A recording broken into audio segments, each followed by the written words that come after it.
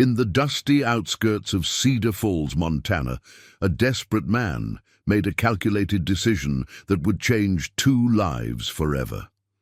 Jeremiah Thorne, 34 and drowning in debt, stood at the altar beside 70-year-old Meredith Blackwell, knowing he was marrying her for all the wrong reasons. Her sprawling cattle ranch, her bank account, and the inheritance that would solve all his problems. What he couldn't have known was that this fragile widow, with her silver hair and knowing eyes, was about to give him something he'd never dared hope for: a real family.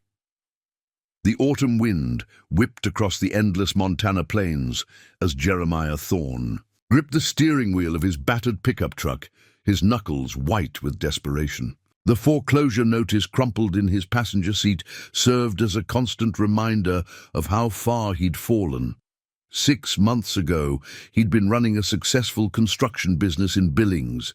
Now, after a series of bad contracts and even worse luck, he was driving toward what felt like his last chance at salvation. Cedar Falls appeared on the horizon like a mirage, its weathered buildings and grain silos standing defiant against the vast sky. Population 847, according to the faded sign, though Jeremiah suspected that number was optimistic. This wasn't the kind of place dreams came true. It was where they came to die. But sometimes, when a man had nothing left to lose, even dying, dreams could offer opportunity. The Rusty Spur Diner sat on Main Street like an artifact from another era, its neon sign flickering weakly in the afternoon light. Jeremiah pulled into the gravel parking lot, checking his appearance in the rearview mirror. His dark hair needed cutting. His jaw bore 3 days of stubble, and his eyes carried the hollow look of a man who'd been running on empty for too long. He straightened his only good shirt, the one he'd worn to job interviews before giving up on finding work, and stepped into the dry Montana air. The diner's interior matched its exterior: vinyl booths with duct-taped seats, a counter worn smooth by decades of elbows, and the lingering smell of coffee and fried food. A handful of locals occupied scattered tables, their conversations dying as they assessed the stranger. Jeremiah had grown accustomed to such scrutiny over the past months. Desperation, he'd learned, had its own particular scent. "You must be Jeremiah." The voice came from behind the counter, belonging to a woman in her 50s, with graying hair pulled back in a practical ponytail.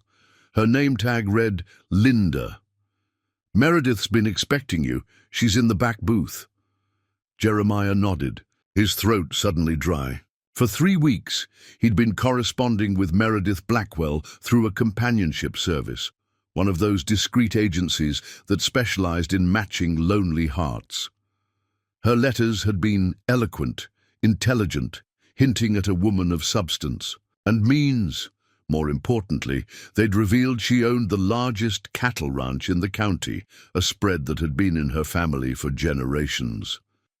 The back booth was partially hidden by a partition, creating an intimate alcove that felt removed from the diner's main floor.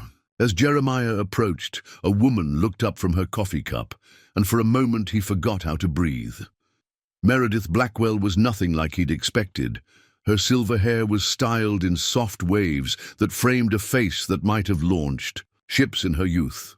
Even at 70, she possessed an elegance that spoke of good breeding and careful maintenance. Her blue eyes were sharp, intelligent, and carried a depth that suggested she'd seen more of life than most people ever would. She wore a simple navy dress that probably cost more than Jeremiah's truck payment, and her hands, though aged, were steady as she lifted her coffee cup. "Mr. Thorne, I presume." Her voice carried the faint trace of an accent. East Coast money, he thought, old money. "Please sit down. I've taken the liberty of ordering coffee for you." Jeremiah slid into the booth opposite her, acutely aware of how his work boots looked against the polished floor. "Mrs. Blackwell, thank you for agreeing to meet me." "Meredith, please, and the pleasure is mine." She studied him openly, without pretense or embarrassment. "You're younger than I expected from your letters, and more handsome, if I may say so." Heat crept up Jeremiah's neck. "Thank you, ma'am. I mean, Meredith." "Tell me," she continued, stirring her coffee with measured movements, "what brings a man like you to answer a lonely widow's advertisement? Surely a carpenter of your reputation could find work anywhere." The lie came easily. He'd practiced it for weeks. "I've been thinking it's time to settle down. Small-town life appeals to me. As for work," he gestured vaguely, "Montana's always been home. Seemed like it was time to come back." Meredith's smile was knowing, and Jeremiah felt as though she could see straight through him. How refreshing. Honesty is such a rare commodity these days. They talked for an hour, their conversation flowing more easily than Jeremiah had dared hope. Meredith spoke of her late husband, Harold, who died 2 years prior after 47 years of marriage. She described her ranch, the Blackwell, spread with the passion of someone who devoted her life to the land. She mentioned her isolation, the way friends and family had gradually disappeared after Harold's death, leaving her alone in a house too big for one person. "The ranch has been in my family for 4 generations, she said, her fingers tracing the rim of her coffee cup. "My great-grandfather homesteaded the original section in 1892. Harold and I spent our entire marriage building it into something worth preserving. But now—" She trailed off, looking suddenly fragile. "What's the point of preserving something if there's no one to pass it on to?" Jeremiah leaned forward, sensing opportunity. "No children?" "Harold and I were never blessed that way." Pain flickered across her features. "It was the one sorrow of our marriage. We tried for years, saw every specialist from here to Denver. But it wasn't meant to be. I'm sorry. Don't be. We had each other and we had the land. For most of our marriage, that was enough." She paused, meeting his eyes directly. "But now Harold's gone and I find myself wondering what happens next. The ranch employs 12 families directly and supports dozens more indirectly. I can't simply let it die with me." This was it, the opening Jeremiah had been waiting for. "Have you considered partnerships? Someone who could help you manage things?" Meredith's laugh was soft, musical. "Oh, my dear Mr. Thorne, let's dispense with the pretense, shall we? You're not here because you're looking for a romantic adventure with a woman old enough to be your grandmother. And I'm not so foolish as to believe a man like you would be genuinely interested in someone like me for any traditional reasons." Jeremiah's face burned with embarrassment. "I don't know what you mean." "Of course you do." Meredith's tone remained gentle, without judgment. "You're in financial trouble. Significant trouble, if I had to guess. You see me as a solution to your problems. I represent security, stability, perhaps an inheritance down the road." She sipped her coffee calmly. "Am I wrong?" The urge to deny it was overwhelming, but something in her eyes stopped him. Instead, he found himself nodding slowly. "How did you know?" "Because I've lived long enough to recognize desperation when I see it. The question is, what are you desperate for? Money, a place to hide, or something else entirely?" Jeremiah stared. At his hands, shame washing over him in waves. "All of the above, I suppose. I'm sorry, I shouldn't have wasted your time." "Who says you've wasted it?" Meredith's voice was surprisingly warm. "I may be old, but I'm not naive. I know exactly why men respond to my advertisements. Most of them are either fortune hunters or men looking for someone to take care of them in their declining years. You're the first one who's been honest enough to admit it." "I don't understand." Meredith leaned back in her seat, studying him with those sharp blue eyes. "I'm 70 years old, Jeremiah. At my age, romance is a luxury I can't afford to chase. What I need is partnership, someone who can help me secure the ranch's future while providing companionship in my remaining years. In return, I can offer financial security and a chance to build something meaningful." Jeremiah felt his heart rate accelerate. "What exactly are you proposing?"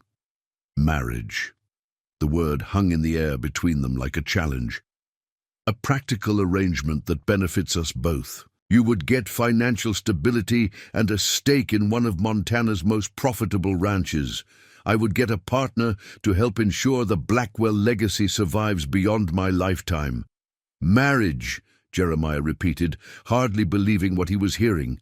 A business partnership, essentially.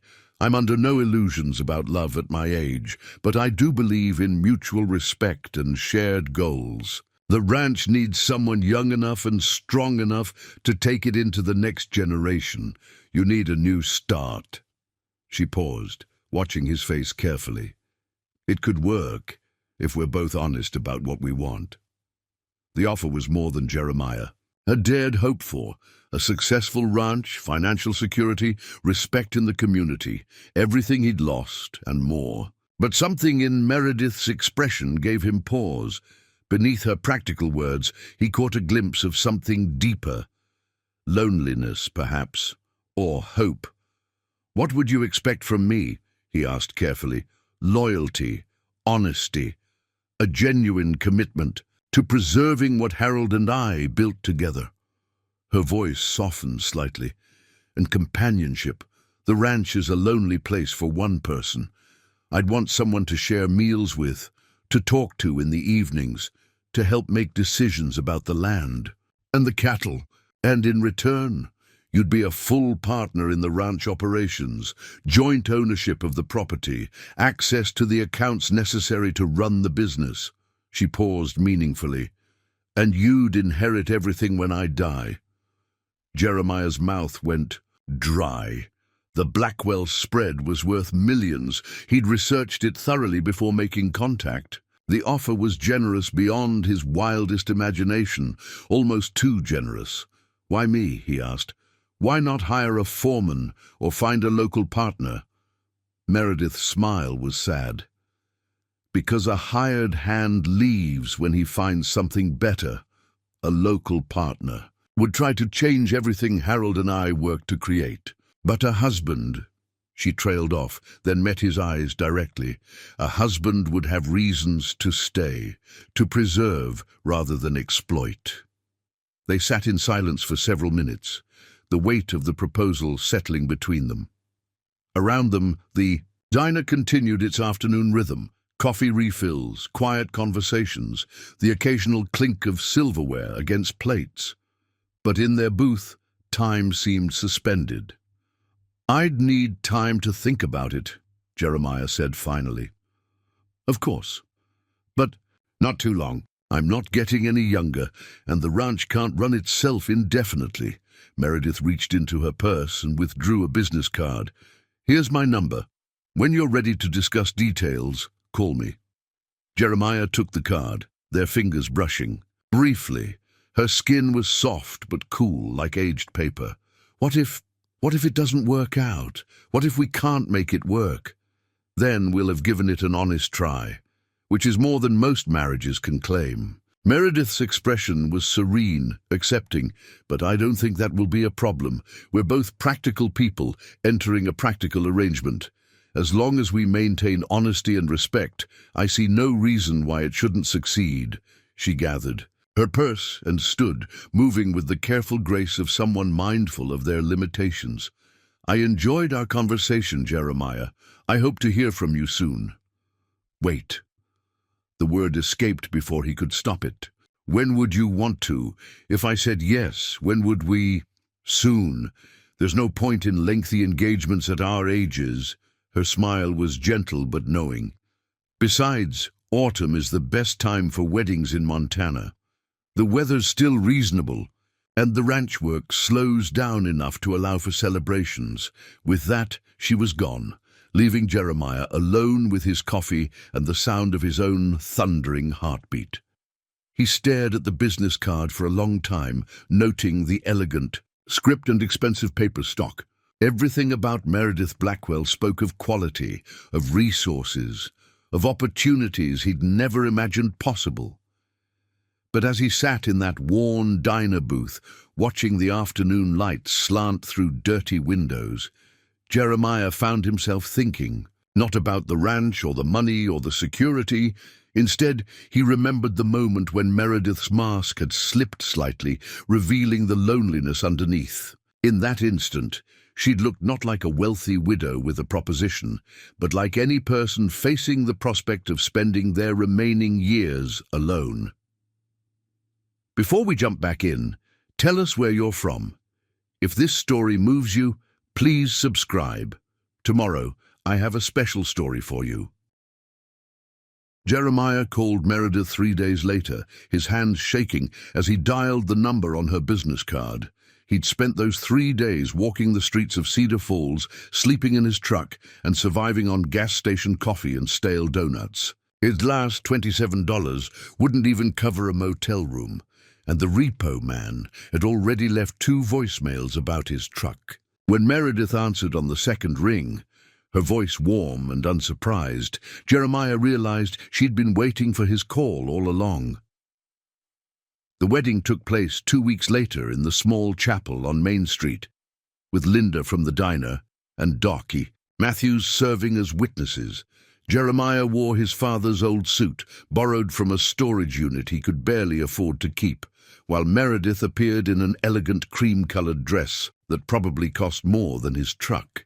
The ceremony lasted 15 minutes, presided over by a minister who seemed more concerned with his afternoon fishing plans than the unusual nature of the union.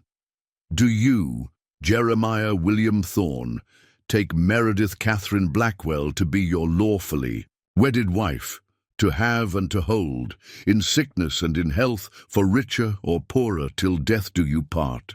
Jeremiah's mouth felt like sandpaper as he looked into Meredith's steady blue eyes. She showed no nervousness, no uncertainty, just the calm confidence of someone making a calculated business decision. I do. And do you, Meredith Catherine Blackwell, take Jeremiah William Thorne to be your lawfully wedded husband, to have and to hold, in sickness and in health, for richer or poorer, till death do you part? I do. Her voice was clear, certain, and when she smiled at him, Jeremiah caught another glimpse of the woman she must have been 40 years ago. Beautiful, commanding, used to getting what she wanted. By the power vested in me by the state of Montana, I now pronounce you husband and wife. You may kiss the bride. The kiss was brief, chaste, a sealing of their contract rather than an expression of passion. But Meredith's lips were soft, and when she pulled back, her eyes held something that might have been gratitude. 20 minutes later, they were driving through the gates of the Blackwell Spread in Meredith's pristine silver Mercedes, and Jeremiah got his first real look at what he'd married into. The ranch stretched as far as he could see in every direction, rolling grassland, dotted with cattle and broken by stands of cottonwood trees. The main house sat on a rise overlooking it all, a sprawling Victorian mansion that looked like something from a magazine, complete with wraparound porches and gingerbread trim painted. Pristine white. Impressive, isn't it? Meredith said, noting his expression. Harold's great-grandfather built the original house in 1895.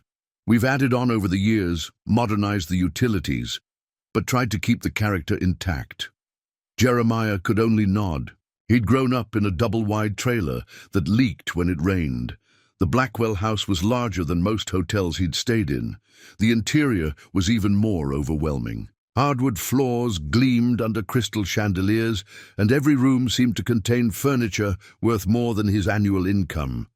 Family portraits lined the hallways, generations of Blackwells gazing down with the quiet confidence that came from old money and established position. Meredith led him through the house like a museum guide, pointing out antiques and explaining the history behind various renovations. "This will be your room," she said, opening a door on the second floor. The space was masculine but elegant. Dark wood furniture, leather chairs, a bed large enough for 3 people. "I'm just down the hall if you need anything. The bathroom connects both rooms, but there's a lock on each side for privacy." "Thank you." Jeremiah set his single duffel bag on the bed, feeling suddenly out of place. Everything in the room probably cost more than he'd made in his best year. Dinner's at 7, Meredith continued. Rosa, our housekeeper, is an excellent cook. I think you'll enjoy her pot roast. She paused at the doorway. Jeremiah, I know this is all a bit overwhelming. Take your time settling in. We have all the time in the world to figure out how this works. After she left, Jeremiah sat on the edge of the bed and tried to process what had just happened. 6 hours ago, he'd been a broke contractor sleeping in his truck. Now he was living in a mansion, married to one of the wealthiest women in Montana, with access to more money than he'd ever dreamed of having. It should have felt like winning the lottery, but instead, it felt like wearing clothes that didn't fit. A soft knock interrupted his thoughts. Mr. Thorne, a woman's voice, accented with Spanish inflections.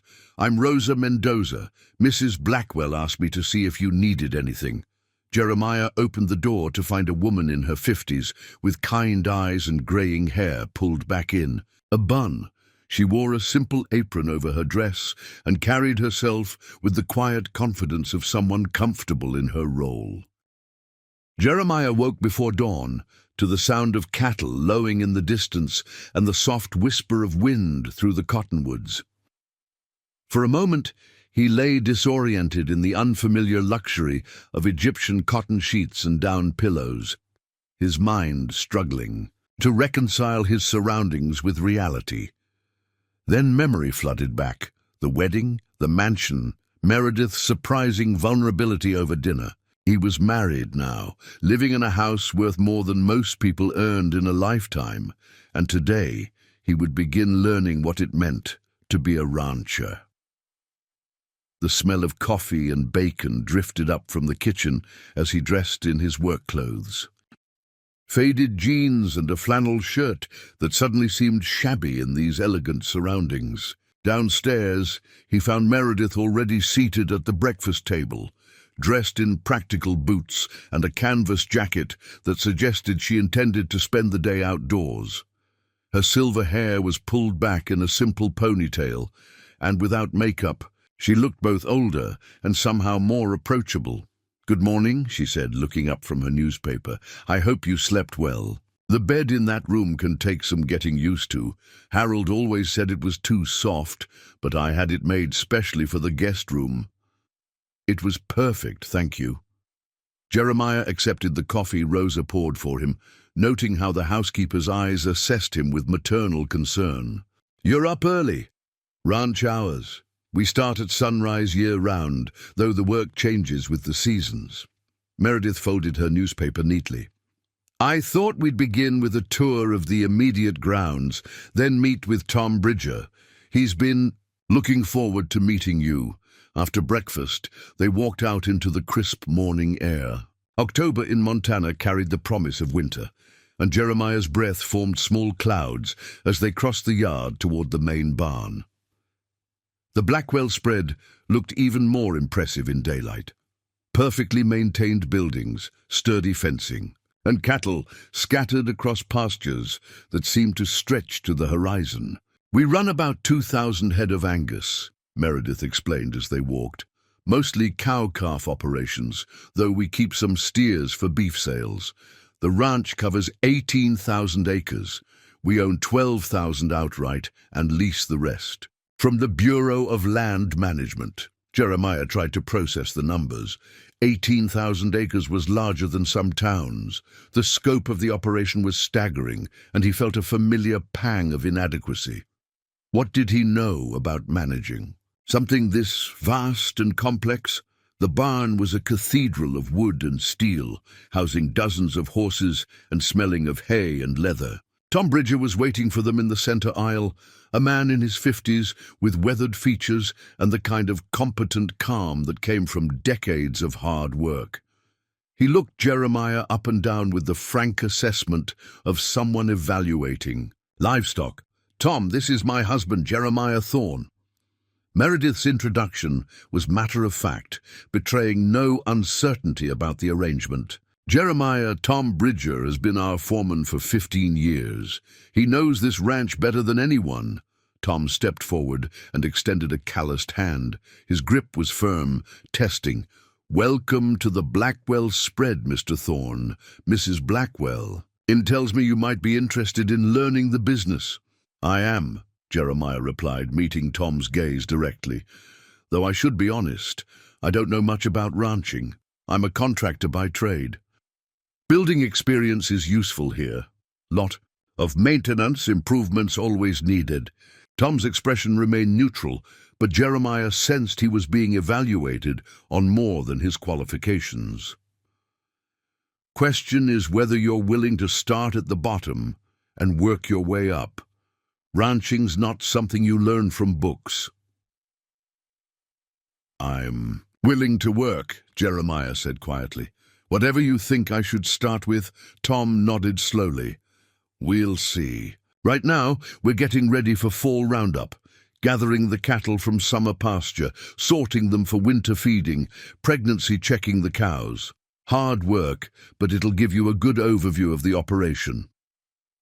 They spent the morning touring the ranch in Tom's battered pickup truck. Jeremiah saw the feedlots where cattle would spend the winter, the calving barns where spring births would take place, and the endless miles of fencing that kept everything organized. Tom explained the business with the patience of a teacher and the expertise of someone who'd devoted his life to the land. "Most people think ranching is about cattle," Tom said, as they paused at the edge of a pasture where several hundred head grazed peacefully. "But it's really about grass.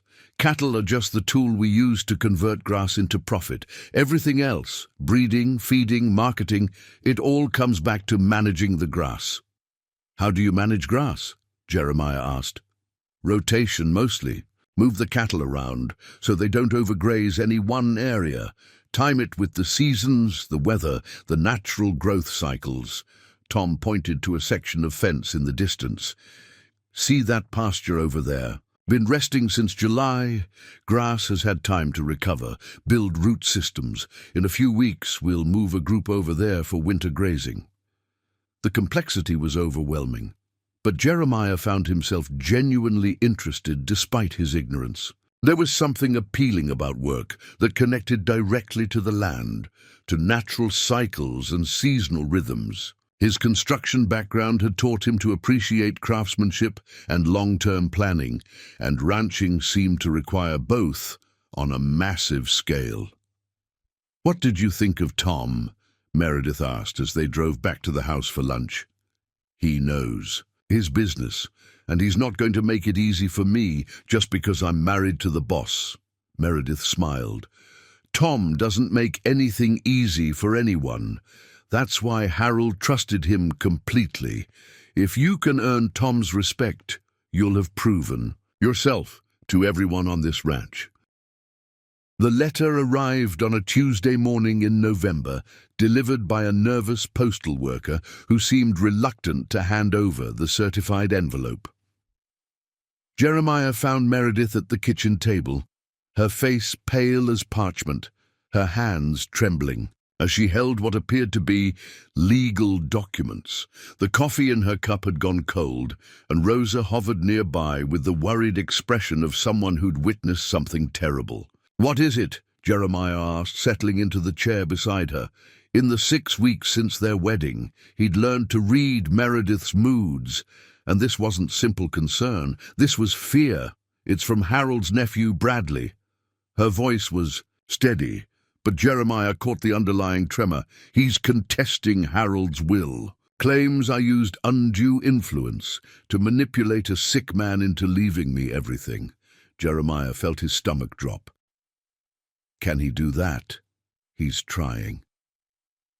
Meredith set the papers down with careful precision. Bradley disappeared for 20 years.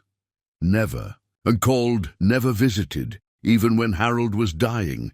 But apparently our marriage has motivated him to suddenly care about his uncle's estate. Rosa muttered something in Spanish that sounded distinctly unflattering before retreating to give them privacy. Jeremiah scanned the legal documents, trying to make sense of the formal language, but the implications were clear enough. Bradley. Blackwell was claiming that his elderly uncle had been mentally incompetent when he'd written his will, and that Meredith had manipulated him into disinheriting his blood family. "This is about me, isn't it?" Jeremiah said quietly. "About our marriage." "Partially. Bradley's claiming that my hasty remarriage to a much younger man proves I was more interested in securing the estate than honoring Harold's memory." Meredith's laugh was bitter. "According to his lawyer, our marriage is evidence of my mercenary nature." The irony wasn't lost on either of them. Bradley was essentially correct about the nature of their arrangement, just wrong about who was manipulating. Whom? Jeremiah had married Meredith for financial security, but it was his desperation, not her manipulation, that had driven the decision. What does this mean for the ranch? For us? It means we're about to be under a microscope. Bradley's lawyers will investigate every aspect of our marriage, looking for evidence that it's a sham designed to keep the inheritance away from Harold's rightful family. Meredith met his eyes directly. "They'll want to prove we don't have a real marriage, don't we?" The question escaped before Jeremiah could stop it. Meredith's expression softened. "That's what we need to figure out, isn't it?" That afternoon, they met with Meredith's lawyer, Patricia Hoffman, in her offices in Billings. Patricia was a woman in her 60s, with steel-grey hair and the kind of sharp intelligence that came from decades of fighting legal battles. She laid out the situation with clinical precision that somehow made it seem even more threatening. Bradley, as a case, though not a strong one, Patricia explained, spreading documents across her conference table. Harold's will was properly executed. He was clearly competent when he signed it, and there's no evidence of coercion. But your marriage, coming so soon after Harold's death and to someone significantly younger, gives his nephew ammunition. What? A kind of ammunition? Jeremiah asked. They'll argue that the marriage proves Meredith was planning to circumvent Harold's intent, that she married you to ensure the estate stayed under her control rather than passing to blood relatives. They'll try to paint you as a fortune hunter and her as a manipulative widow. Meredith's jaw tightened. Harold's intent was crystal clear. He left me everything because Bradley had made it obvious he didn't care about the family or the ranch. Harold used to say Bradley would sell the land to developers before the funeral flowers wilted. I know that, and you know that, but a jury might see things differently. Patricia leaned forward, her expression serious. The best defense is to prove your marriage is genuine, that you're a real couple with a real relationship, not a business arrangement designed to preserve the estate. Jeremiah felt heat creep up his neck. How do we prove that? By living like a married couple, shared finances, shared living arrangements, public displays of affection, testimony from friends and neighbors about your relationship. Patricia's eyes moved between them. The question is, can you do that convincingly? The drive back to Cedar Falls was quiet, both of them lost in thought. The November landscape was stark and beautiful, with snow dusting the mountains and cattle huddled together against the growing cold. Under normal circumstances, Jeremiah would have found the scenery peaceful, but today it felt ominous, like the calm before a storm. I'm sorry, Meredith said finally as they pulled into the ranch gates. I never anticipated this. Bradley seemed completely uninterested in anything to do with the family. Money has a way of motivating people. Jeremiah parked near the house and turned to look at her. The question is, what do we do now? We figure out how to be convincingly married. Meredith's smile was rueful. Think you can manage to act like you're fond of an old woman in public? I don't think I'd be acting, Jeremiah replied, and was surprised to realize he meant it. That evening, they sat in the library discussing strategy like generals planning a campaign. The legal battle would likely take months, possibly years, and during that time, every aspect of their relationship would be scrutinized. They needed to appear devoted, compatible, genuinely affectionate, everything their practical arrangement had explicitly avoided. We should probably share a bedroom, Meredith said matter-of-factly, as if discussing livestock rotation. "If anyone questions the staff, they need to be able to honestly say we sleep together." Jeremiah nearly choked on his brandy. "Share a bedroom?" "Not a bed, necessarily. The master suite has a sitting area with a sofa that's quite comfortable. We could arrange things so it appears we're sharing the space while maintaining our privacy." Meredith's tone was practical, but he caught a hint of color in her cheeks. "Unless you'd be uncomfortable with that." "No, that makes sense." Jeremiah tried to match her businesslike tone while his mind raced. The thought of sharing intimate space with Meredith, even platonically, felt like crossing a line they'd carefully avoided. What about other things? Public appearances, social events? We'll need to attend church together, go to community functions as a couple, touch each other casually, the way married people do. Meredith studied her brandy glass. Dance together at the Christmas social, share inside jokes, finish each other's sentences. The way you and Harold did. Yes. Her voice was soft. The way real couples do. "I'm fine, thank you. Rosa, right? Meredith mentioned you." "See, I've been with the family for 23 years, since my Miguel was small." Her smile was warm but assessing. "Mrs. Blackwell, she is a good woman. She deserves happiness." There was a message in those words, a gentle warning disguised as welcome. Jeremiah nodded slowly. "I'll try to make her happy." "Bueno, dinner is at 7, but if you need anything before then, just call. The house phone has an intercom system. Press 3 for the kitchen." She started to leave, then turned back. "Mr. Thorne, welcome home." Home. The word echoed in his mind long after Rosa left. When was the last time he'd had a real home? His childhood trailer had been a place to survive, not live. The various apartments and rented rooms of his adult life had been temporary stops, never destinations. Even the small house he'd lost to foreclosure had felt more like an investment than a sanctuary. At exactly 7 o'clock, Jeremiah made his way downstairs to find Meredith waiting in what she called the breakfast room, though it was larger than most family dining rooms. She changed into a simple burgundy dress that made her silver hair seem to glow, and she smiled as he entered. "Right on time."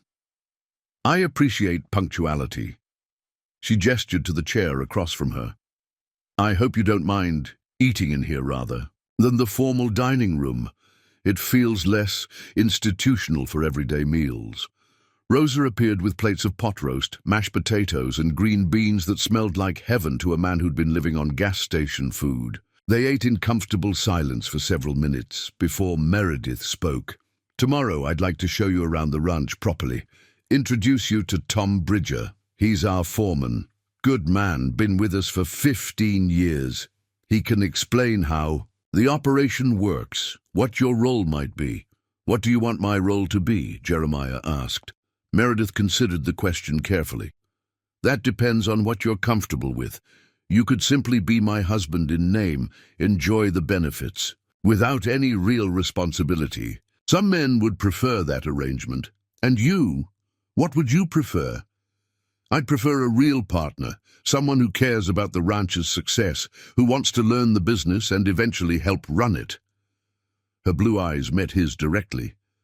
"But I won't force that on you. This arrangement works only if we're both honest about our expectations." Jeremiah set down his fork, studying her face. "Can I ask you something? Why didn't you just hire a manager? Or leave the ranch to a conservation trust? Why marry a stranger?" Meredith's smile was sad. "Because a hired manager doesn't have the same investment in preserving what Harold and I built. A trust would turn it into just another conservation project, losing its identity as a working ranch." She paused, looking out the window at the darkening landscape.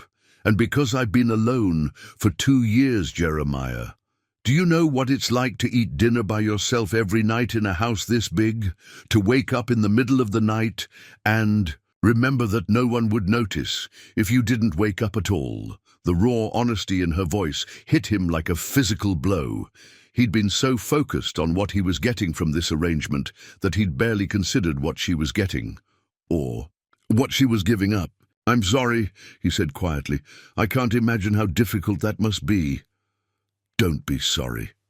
Just don't take advantage of an old woman's loneliness. That's all I ask." They finished dinner in thoughtful silence, and afterward Meredith led him to the library, a room lined floor to ceiling with books, dominated by a massive stone fireplace. She poured 2 glasses of brandy from a crystal decanter and settled into a leather chair that had probably been Harold's favorite. "Tell me about your family," she said. "Your letters mentioned you were from Montana originally, but you never talked about relatives." Jeremiah accepted the brandy gratefully, using the time to consider his answer. "Not much to tell. My father was a ranch hand. Moved around a lot when I was growing up. My mother died when I was 12. Cancer. Dad raised me until I was 18. Then I joined the army for a few years." "Any siblings?" "No, just me." He took a sip of brandy, feeling the warmth spread through his chest. "Dad died about 10 years ago. Heart attack. Haven't had much in the way of family since then." Meredith's expression softened. "I'm sorry. Family is everything, even when it's complicated. Harold and we always regretted not having children. It's the one thing money can't buy, time can't create. What about you? Any relatives?" "A few distant cousins back east, but we lost touch years ago. Harold was an only child like me. The ranch has been our whole world for so long that we forgot to maintain connections outside it." She stared into the unlit fireplace.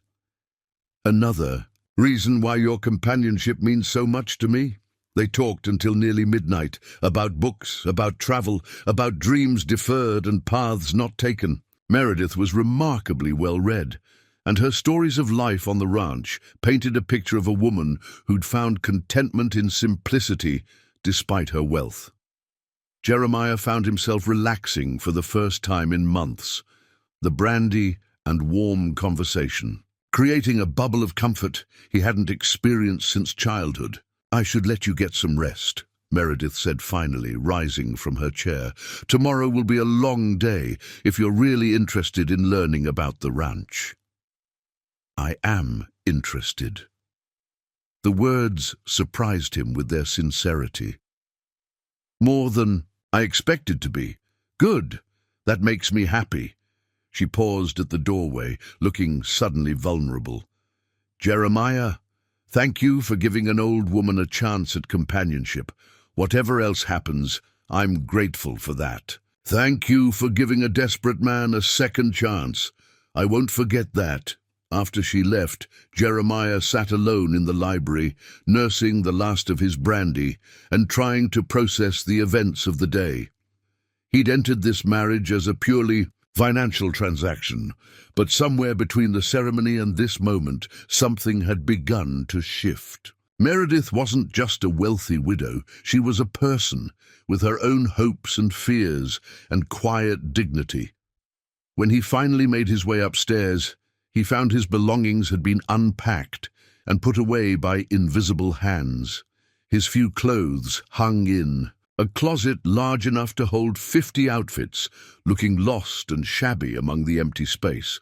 On the nightstand, someone had left a small vase with wildflowers, a touch of welcome that brought an unexpected lump to his throat.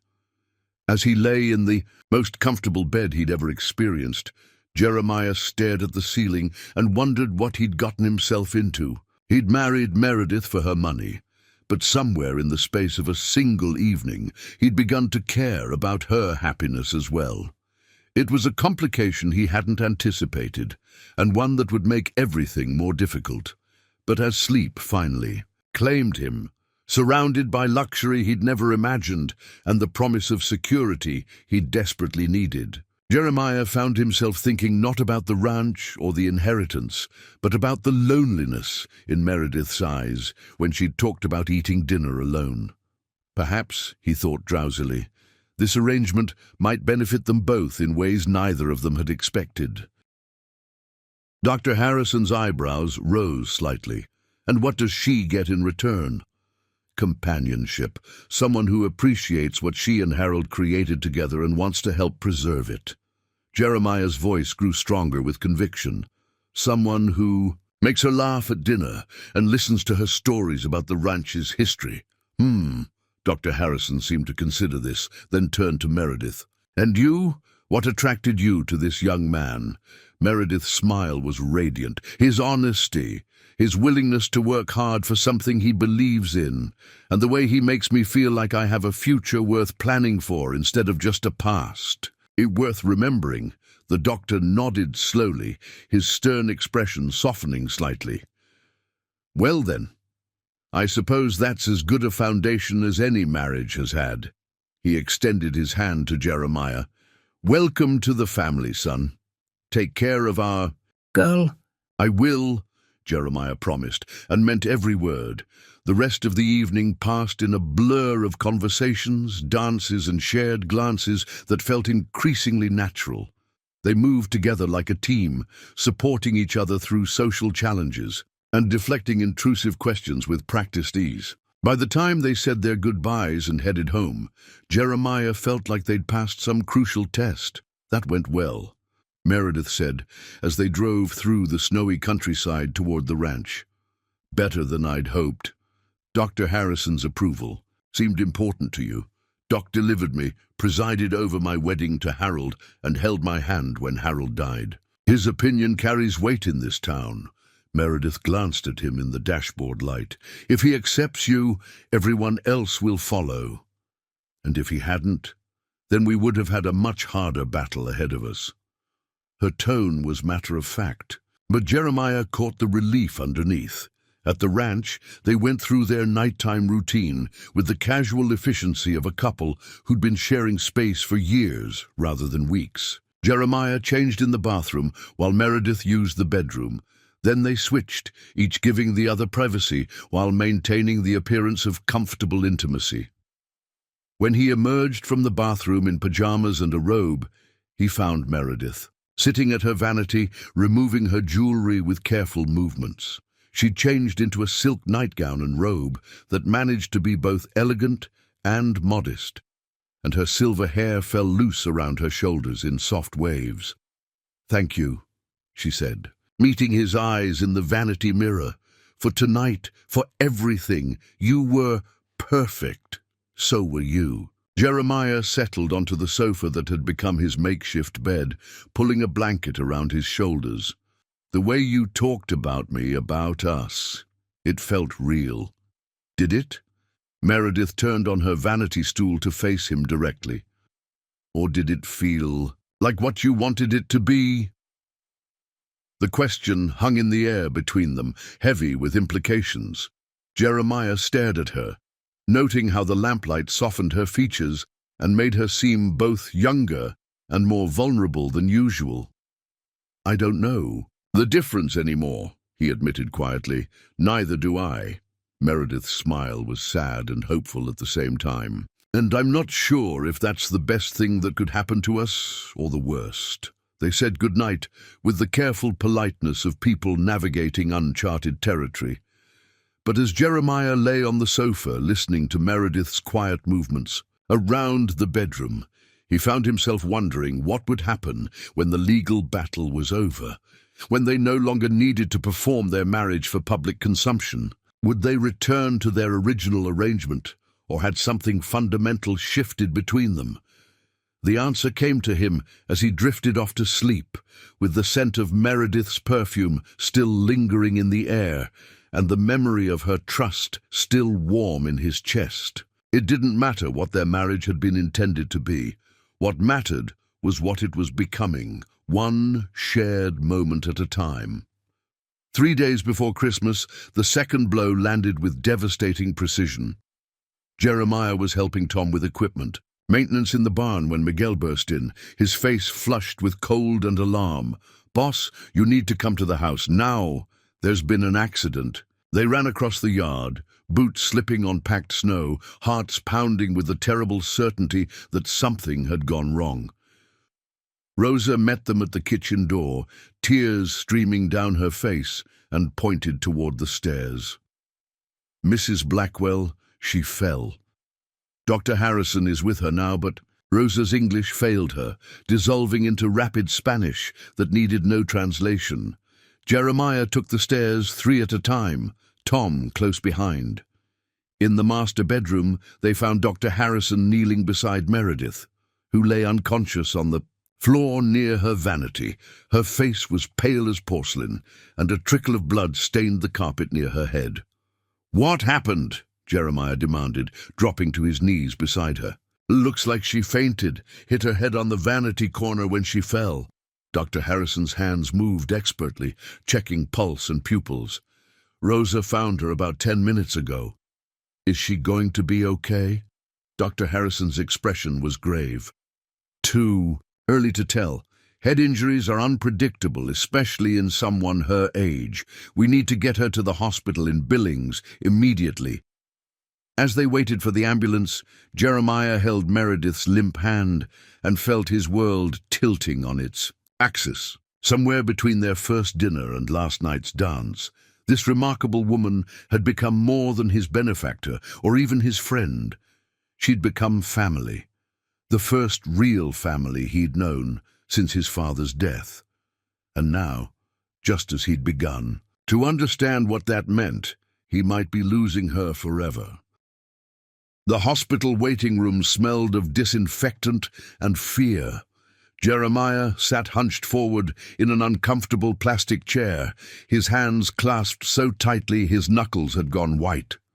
Beside him, Rosa clutched a rosary and whispered prayers in Spanish, while Tom paced the small space like a caged animal. They'd been waiting for 3 hours, and every minute stretched like an eternity. Family of Meredith Thorne? A doctor in surgical scrubs appeared, her face professionally neutral but not unkind. Jeremiah shot to his feet, his heart hammering. "That's us. I'm her husband." Dr. Sarah Chen studied him briefly, taking in his work clothes and obvious distress. "Your wife has suffered a significant concussion and some swelling in her brain. We've stabilized her, but she's still unconscious. The next 24 hours will be critical. Can I see her?" "Briefly, but I should prepare you. She's on a ventilator as a precaution, and there are monitors and tubes that might be alarming.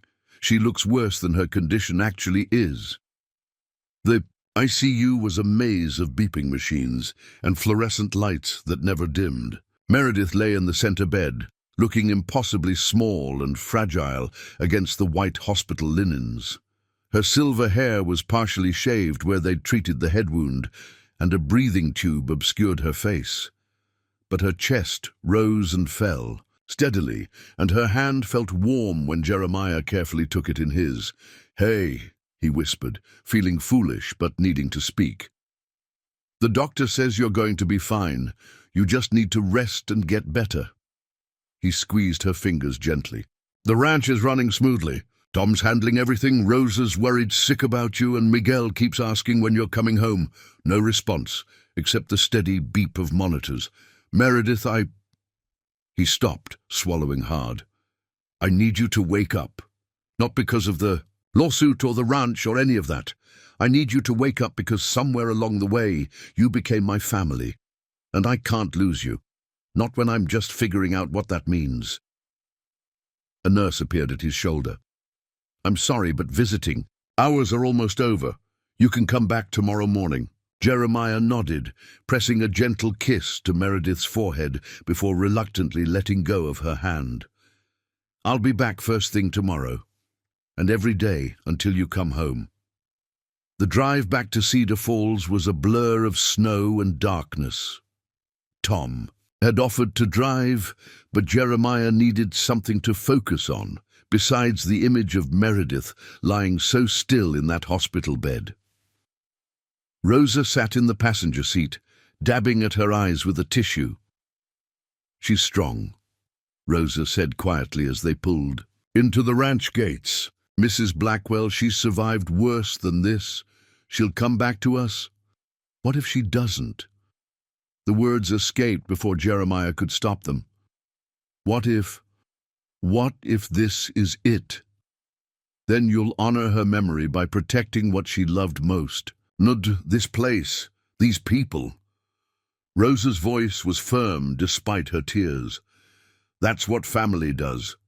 Family. There was that word again, settling into his chest like a weight and a comfort all at once. The house felt wrong without Meredith's presence.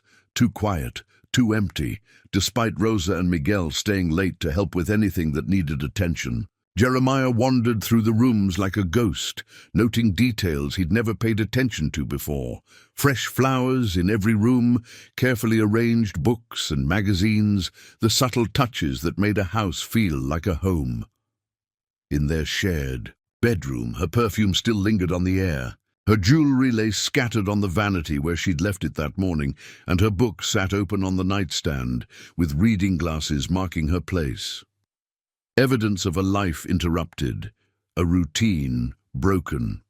He slept fitfully on the sofa, jerking, awake every few hours to check his phone for messages from the hospital. None came, which Dr. Chen had said was good news. No news meant no complications, no sudden deterioration. At dawn, he was back in his truck, driving through the grey morning light toward Billings, and whatever news awaited him there.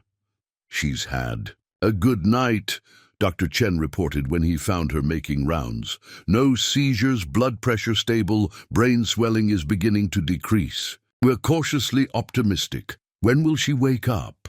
That's the question we can't answer yet. Some patients wake up within hours, others take days or weeks. The brain heals on its own timeline.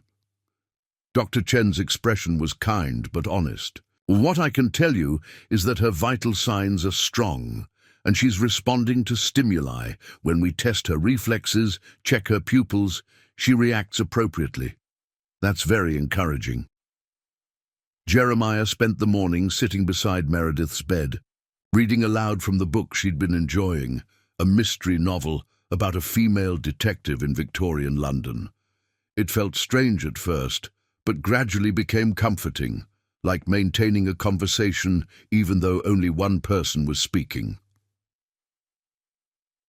Tut, Butler's definitely guilty, he told her unconscious form. Too obvious to be a red herring. Although knowing you probably figured that out 3 chapters ago. Around noon, an unexpected visitor appeared in the doorway. Bradley Blackwell looked nothing like Harold or Meredith. Shorter, softer, with the pale complexion of someone who spent his life indoors. He wore an expensive suit that somehow managed to look cheap on him, and his eyes held the calculating coldness of a predator. So you're the fortune hunter who married my aunt. Bradley's voice carried the nasal accent of someone trying to sound more educated than he was. Jeremiah stood slowly, placing himself between Bradley and Meredith's bed. I'm her husband, and you're not welcome here. Actually, I have as much right to be here as you do. More, since I'm blood family. Bradley tried to move closer to the bed, but Jeremiah blocked his path. How convenient for you that she's incapacitated.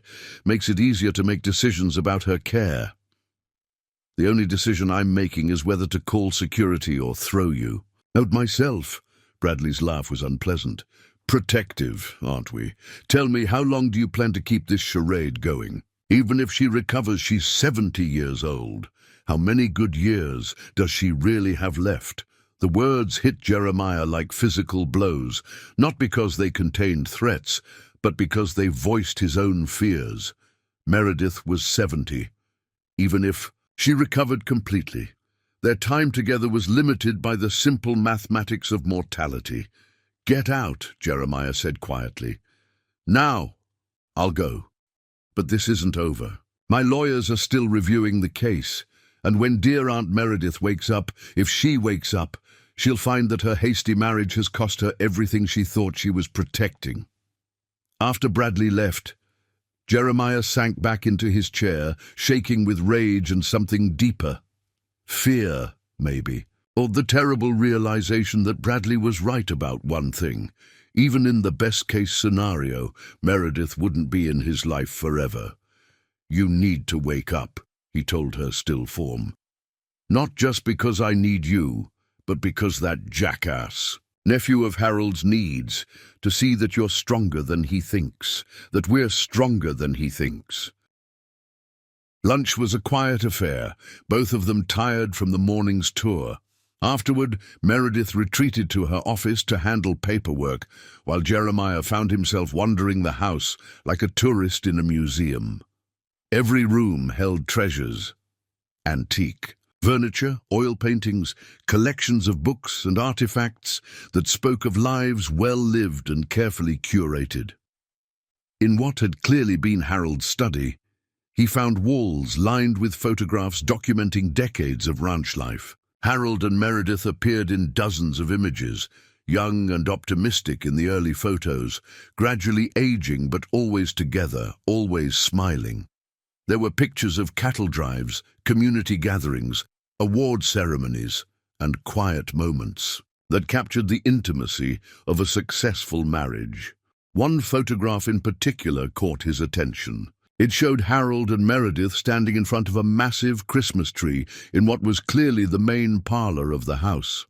They looked to be in their 40s, both dressed elegantly but casually, Harold's arm around Meredith's waist as she leaned into him with obvious affection. What struck Jeremiah wasn't their obvious happiness, but the way they looked at each other, as if, even after years of marriage, they still found each other fascinating. "That was our 20th anniversary," Meredith's voice came from behind him. He turned to find her standing in the doorway, her expression soft with memory. 1987. We'd just finished the addition to the East Wing, and Harold insisted on having the biggest Christmas tree in Montana to celebrate. You both look very happy. We were. He was a remarkable man, patient, kind, utterly devoted to this place and to me. She moved to stand beside Jeremiah, studying the photograph. "I know it's difficult for you, being surrounded by reminders of my life with him, but this house, this ranch, it's all built on the foundation of our marriage. I can't pretend that didn't happen." "I wouldn't want you to," Jeremiah said, and was surprised to find he meant it. He was clearly a good man. You were lucky to have him. "Yes, I was." Meredith's smile was tinged with sadness, and he was lucky to have found work he loved, a place he belonged. Not everyone gets that. Is that what you hope this will give me? Work I love, a place I belong? I hope it gives us both what we need. You a chance to build something meaningful. Me, companionship, and the assurance that what Harold and I built together will survive. She paused, studying his face. "But it has to be genuine, Jeremiah. I won't be satisfied with pretense." "Neither will I," he replied, meaning it more than he'd expected. That evening they fell into what would become their routine. Dinner at 7, followed by conversation in the library over brandy or wine. Meredith proved to be an excellent storyteller, regaling him with tales of ranch life, local politics, and the colorful characters who'd shaped Cedar Falls over the decades. In return, Jeremiah found himself sharing stories of his own, his time in the army, the satisfaction of building something with his hands, the gradual decline of his business as larger companies moved into his territory. "What happened?" Meredith asked gently. "To your business, I mean. You're clearly skilled, intelligent. What went wrong?" Jeremiah stared into his brandy, wrestling with shame and pride. "Bad judgment, mostly. I took on contracts I couldn't afford to complete properly, trying to compete with companies that had resources I didn't. When material costs went up unexpectedly, I was caught between customers who wouldn't pay more and suppliers who wouldn't extend credit." He looked up to meet her eyes. "I could have declared bankruptcy, started over, but I kept thinking I could work my way out of it if I just tried harder." "Pride," Meredith said, not unkindly. "Harold struggled with that too, especially in the early years. Took him a long time to learn that asking for help wasn't weakness." "Did he ever ask for help?" "Once. We'd been married about 5 years, and a drought nearly bankrupted us. Harold was talking about selling part of the ranch rather than borrowing. Money against it. Finally, my father stepped in and co-signed a loan that kept us afloat. Meredith's smile was rueful. Harold was furious at first, felt like it diminished him somehow, but it taught him that accepting help from people who care about you isn't defeat. It's wisdom. Is that what this is? You helping me? Partially. But it's also me helping myself. I need what you can provide just as much as you need what I can offer. She set down her glass and looked at him directly. Don't diminish what you bring to this arrangement, Jeremiah. Your youth, your strength, your willingness to learn, those have value beyond money. 3 weeks into their marriage, Jeremiah had settled into a routine that felt surprisingly comfortable. He rose before dawn, worked with Tom and the ranch, hands through the morning, spent afternoons learning the business side of operations, and ended each day with dinner and conversation with Meredith. The physical work was demanding but satisfying, and he found himself growing stronger and more confident as his skills developed. The other ranch hands had accepted him with cautious respect, particularly after word spread that he wasn't afraid of hard work and didn't try to pull rank as the boss's husband. Miguel Mendoza, Rosa's son who worked as head wrangler, had become something of a mentor, teaching Jeremiah horsemanship and cattle handling techniques with patient humor. You're learning fast, Miguel told him one afternoon as they repaired fence in the north pasture. Tom says you've got good instincts for someone who's never worked cattle before. Tom said that. Jeremiah couldn't hide his surprise. The foreman was sparing with praise. See, he told Mrs. Blackwell you might make a real rancher if you stick with it. Miguel grinned. High praise from Tom.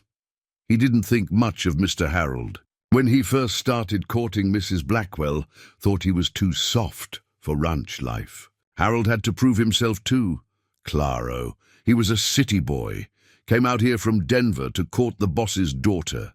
Old Mr. Blackwell, Meredith's father, he put Harold through hell that first summer, made him work dawn to dusk, treated him like hired help.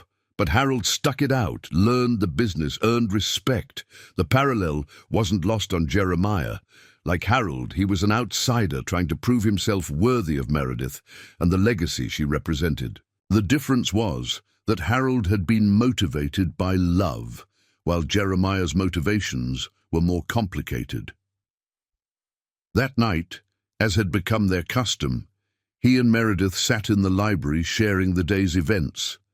She seemed particularly animated, excited about the success of the fall roundup and pleased with the preliminary pregnancy checks on their breeding stock.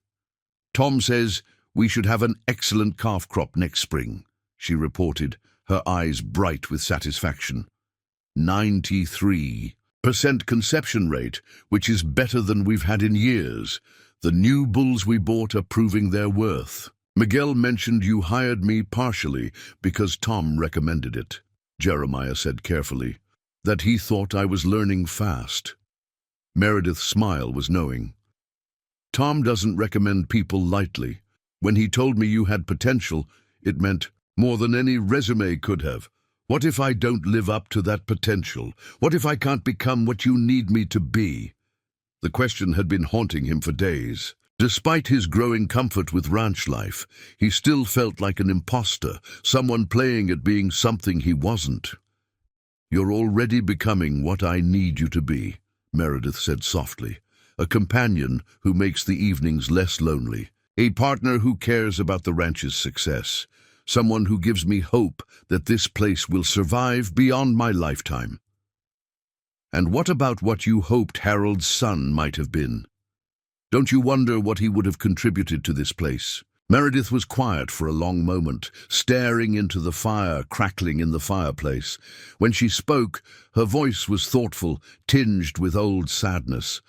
I used to imagine him constantly, what he would have looked like, what talents he might have inherited, how he would have carried on the family traditions. She glanced at Jeremiah. But that was fantasy. You're real. You're here working alongside Tom, learning to love this land. In some ways, you're exactly what I imagined a son might be." The words hit Jeremiah with unexpected force. He'd never had a mother who spoke of him with such gentle pride, never experienced the kind of acceptance that seemed to radiate from Meredith when she looked at him. "I'm not your son," he said quietly. "I'm your husband. Doesn't that make it strange?" "Only if we let it. Our arrangement may be unconventional, but the feelings it's creating don't have to be." Meredith met his eyes directly. "I care about you, Jeremiah, not as a romantic partner. We're both honest about what this marriage isn't, but as family, as someone whose welfare matters to me, whose happiness contributes to my own. Family." The word resonated in his chest like a bell struck in the distance. When was the last time he'd been part of a family? His father's death had left him completely alone, and his failed business had cost him what few friendships he'd maintained. But here, in this house, with this remarkable woman and the people who worked this land, he was beginning to feel something he'd nearly forgotten existed. "I care about you too," he admitted, "more than I expected to when we made this arrangement." "Good," Meredith said simply. "That makes everything easier." But as Jeremiah headed upstairs to bed that night, he wondered if it really did make things easier, or if caring about each other would only complicate an arrangement that had seemed beautifully simple just weeks ago. The Christmas social at the Cedar Falls Community Center arrived like a test neither of them felt ready for. 3 weeks of practicing their married personas in private had felt manageable, but performing for the entire town was different. As Jeremiah adjusted his new tie in their shared bedroom mirror, he caught Meredith's reflection behind him, elegant in a midnight blue dress that made her silver hair shine like spun platinum. "Nervous?" she asked, fastening pearl earrings with steady hands. "Terrified," he admitted. "What if people see through us? What if we don't look like we belong together?" "Then we'll figure it out as we go." Meredith moved behind him, straightening his collar with the casual intimacy they'd been practicing. "Remember, we're not acting tonight. We're just being the best version of ourselves as a couple." The community center buzzed with conversation and Christmas music when they arrived. Red and green streamers draped from the ceiling, and a massive tree dominated one corner, twinkling with lights donated by local businesses. Tables groaned under potluck dishes, and a small band played holiday classics while couples danced on. A makeshift floor. Jeremiah felt every eye in the room assess them as they entered.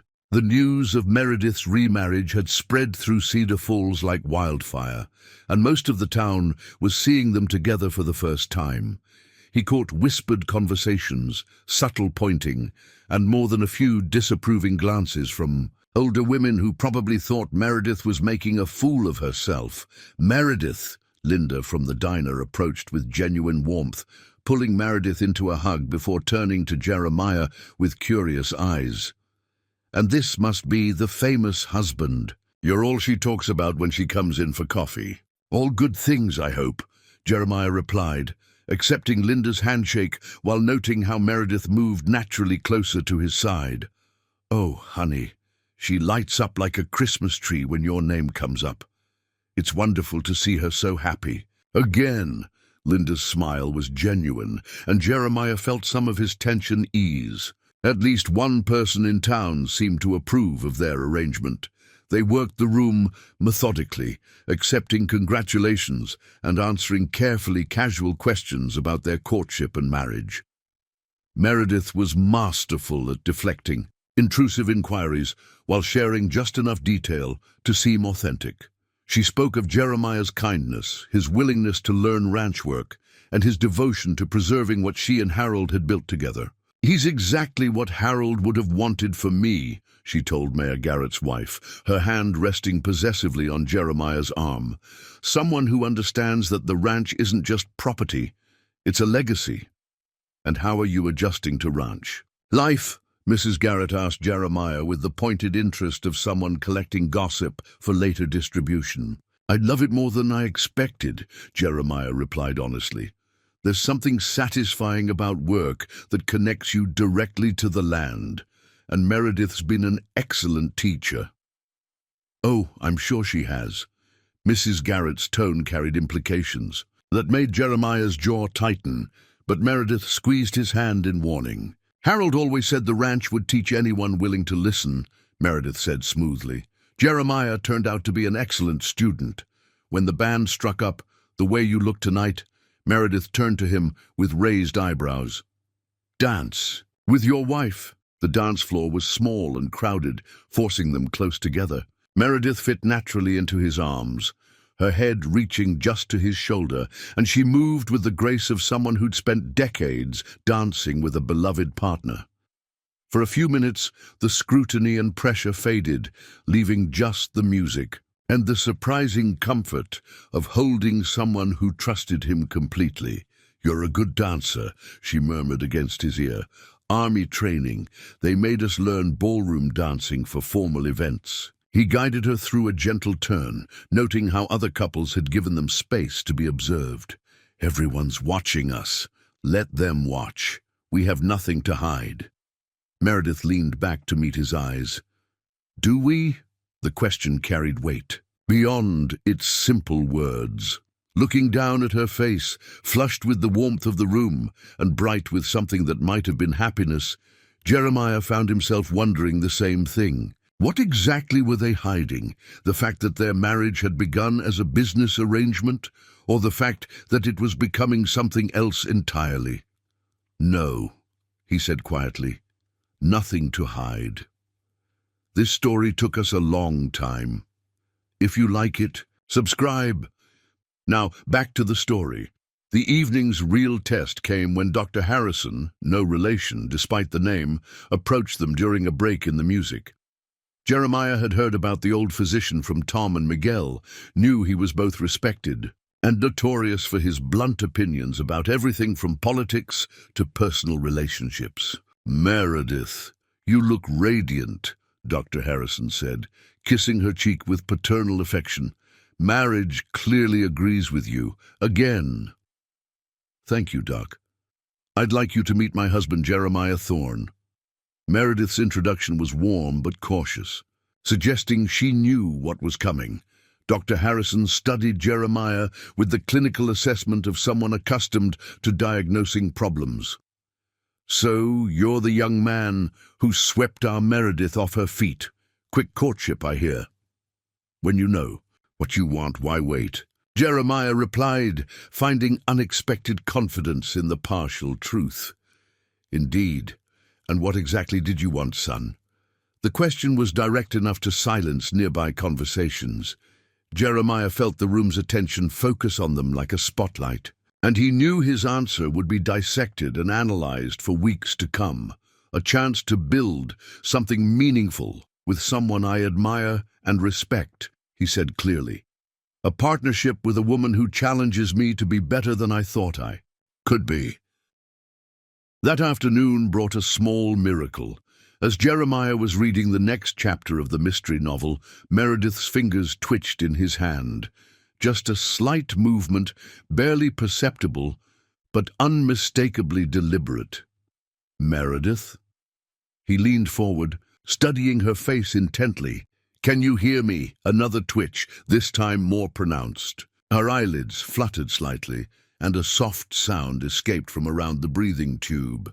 "Nurse!" Jeremiah called, his voice cracking with relief and hope. "I think she's waking up." The next few hours were a blur of medical activity. Tests, consultations, cautious optimism from doctors who'd seen too many false alarms to celebrate prematurely. But gradually, incrementally, Meredith began to surface from the darkness that had claimed her.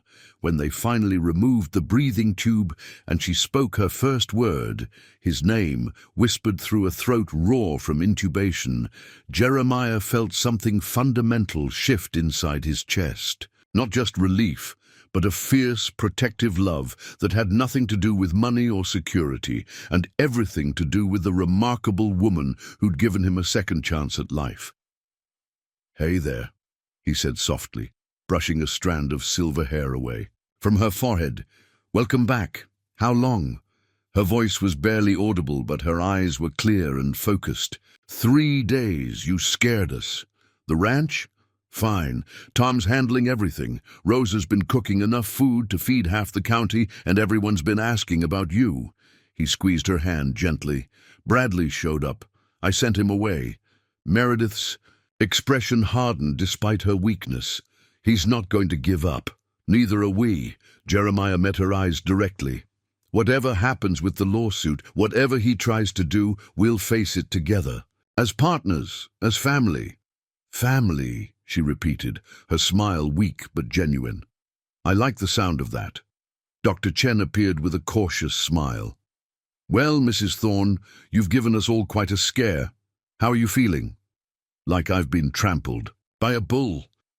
Meredith's voice was getting stronger, but grateful to be here. The next few days will be crucial for monitoring your recovery, but all signs are positive. You're a very lucky woman. Lucky to have good doctors, Meredith agreed, and a stubborn husband who wouldn't let me give up. As Dr. Chen left to update her charts, Meredith turned back to Jeremiah with an expression he couldn't quite read. What you said earlier about family, did you mean it? Every word. Jeremiah's voice was steady, certain. Whatever brought us together initially, whatever this started as, it's become something real, something worth fighting for. Even though I'm 70 years old and might not have many years left.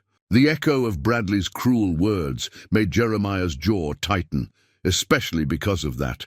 However much time we have, I want to spend it being the husband you deserve, the partner you need, the family you chose. Tears gathered in Meredith's eyes, but her smile was radiant. Then we'd better get me out of this hospital bed. We have a ranch to run and a nephew to defeat. Yes, ma'am, Jeremiah agreed, bringing her hand to his lips for a gentle kiss. We certainly do. For the first time since their marriage began, Jeremiah felt like they were truly partners in every sense of the word.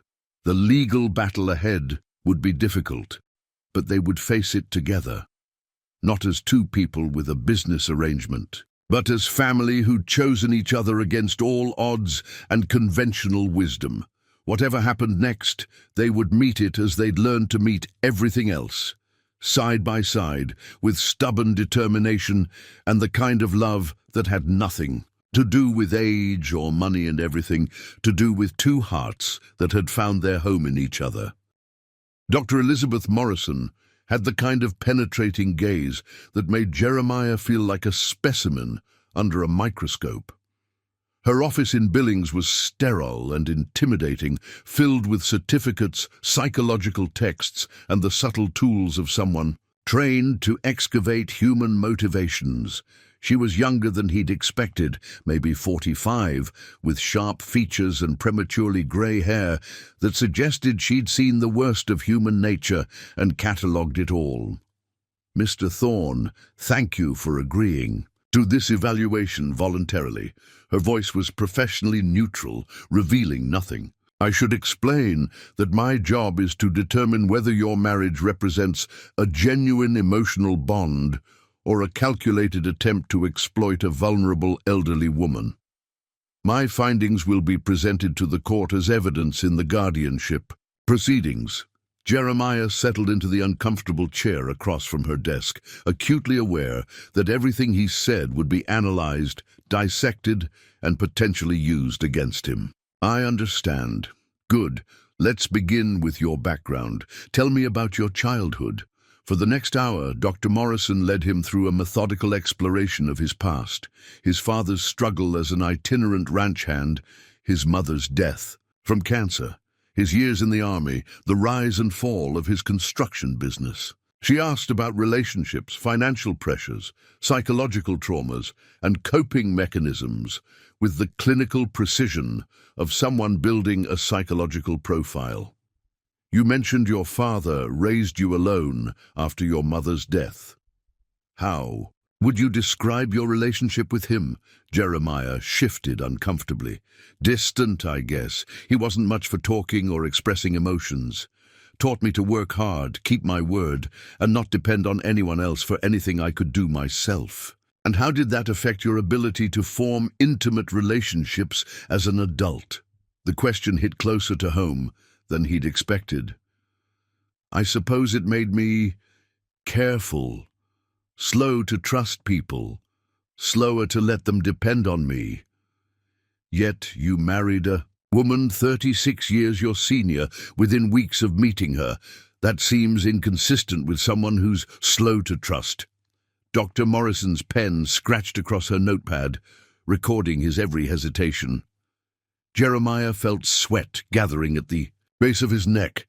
Desperation makes people do things they wouldn't normally consider. Desperation for what, specifically? Financial security, a place to belong, someone who needed what I could offer. The honesty felt dangerous, but he'd promised himself he wouldn't lie. When I answered Meredith's advertisement, I was sleeping in my truck and down to my last $20. So you saw Mrs. Blackwell as a solution to your financial problems? Initially, yes. When did that change? Jeremiah was quiet for a long moment, remembering. The night of the Christmas social, watching her dance with me, seeing how the whole town respected and loved her, realizing that she'd chosen me not because I was young or handsome or even particularly charming, but because she saw something in me that I didn't even see in myself.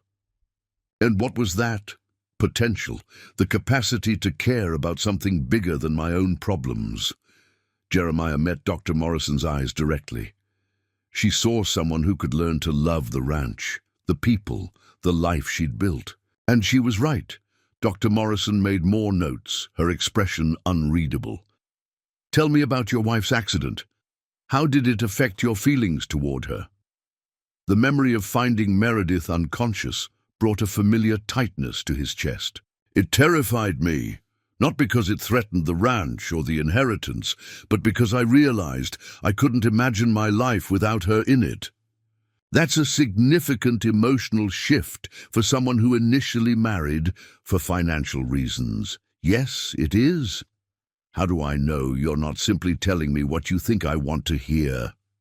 Jeremiah considered the question carefully, because if I were lying, I'd probably tell you I fell in love with her at first sight, that it was romantic and pure from the beginning.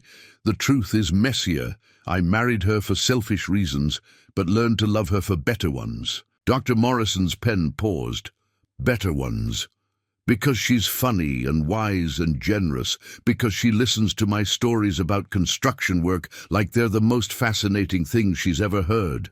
Because she trusts me to help make decisions. About land that's been in her family for 4 generations. Jeremiah's voice grew stronger, because when she was lying in that hospital bed, all I could think about was how many conversations we'd never have, how many sunsets we'd never watch, together from the front porch. You're aware that given the age difference, your time together is naturally limited, of course, but that makes it more precious, not less.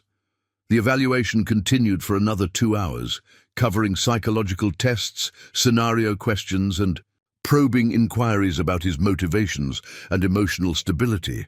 By the time Dr. Morrison dismissed him, Jeremiah felt like he'd been turned inside out and examined at the cellular level. "When will you have results?" he asked as he prepared to leave.